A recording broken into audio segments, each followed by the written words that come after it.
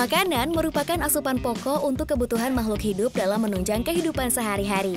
Tanpa makan, kita akan merasa kelaparan dan kekurangan nutrisi. Akibatnya, tidak fokus dalam menjalankan aktivitas. Namun, bagaimana kalau makanan tersebut membutuhkan waktu yang cukup lama dalam pengolahannya? Di video kali ini, mari kita bahas beberapa makanan khas daerah yang ada di Indonesia yang pembuatannya membutuhkan proses waktu yang cukup lama. Agar kita tahu nih, seberapa lama makanan tersebut diolah untuk mendapatkan cita rasa yang khas. Eits, tapi sebelum kita bahas, jangan lupa buat like, komen, dan subscribe ya sob. Jangan lupa klik lonceng biar kamu terus dapat notifikasi dan gak ketinggalan Nusantara in Numbers.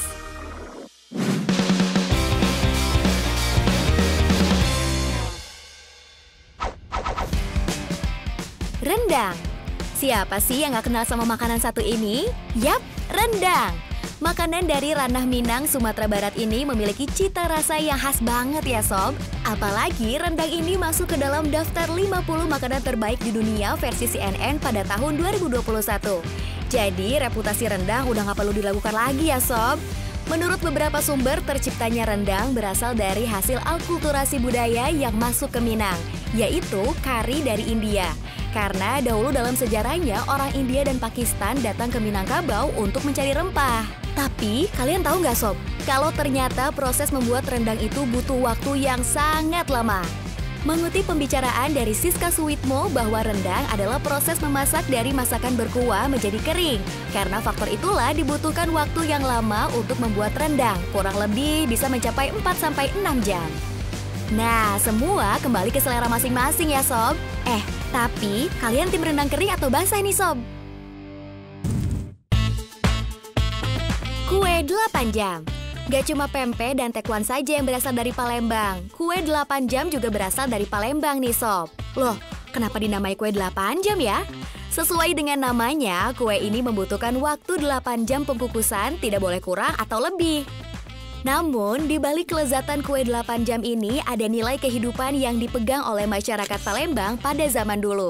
Menurut Raden Muhammad Ali Hanafiah, seorang budayawan Palembang, penamaan waktu 8 jam diambil dari jumlah waktu dalam satu hari, 24 jam dibagi ke dalam 3 bagian, yaitu 8 jam bekerja, 8 jam beristirahat, dan 8 jam untuk beribadah. Menurut beberapa sumber, dahulu makanan ini hanya bisa dinikmati oleh masyarakat kelas atas saja, dikarenakan bahan-bahannya yang cukup mahal. Tapi sekarang, kue tradisional ini sudah bisa dinikmati oleh semua kalangan, apalagi saat Hari Raya di Palembang. Kalau kalian berkunjung ke Palembang, jangan lupa mencicipi kue lezat ini ya sob.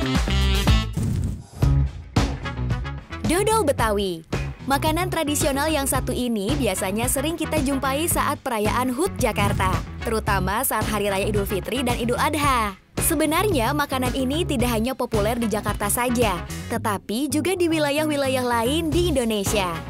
Zaman dahulu, dodol Betawi dikaitkan dengan status sosial masyarakat Betawi, dikarenakan makanan ini termasuk makanan mewah yang hanya disajikan saat acara-acara besar yang nantinya akan dibagi-bagi kepada saudara atau tetangga terdekat. Dodol Betawi juga memiliki makna filosofi soal hidup bergotong royong, karena saat proses pembuatannya yang memerlukan banyak orang sob. Ngomongin soal pembuatan dodol Betawi, menurut beberapa sumber dalam satu kuali besar, adonan dodol harus diaduk selama 8-12 jam tanpa henti supaya mendapatkan hasil dodol yang legit dan lezat. Kira-kira kalian bisa nggak ngaduk selama itu sob?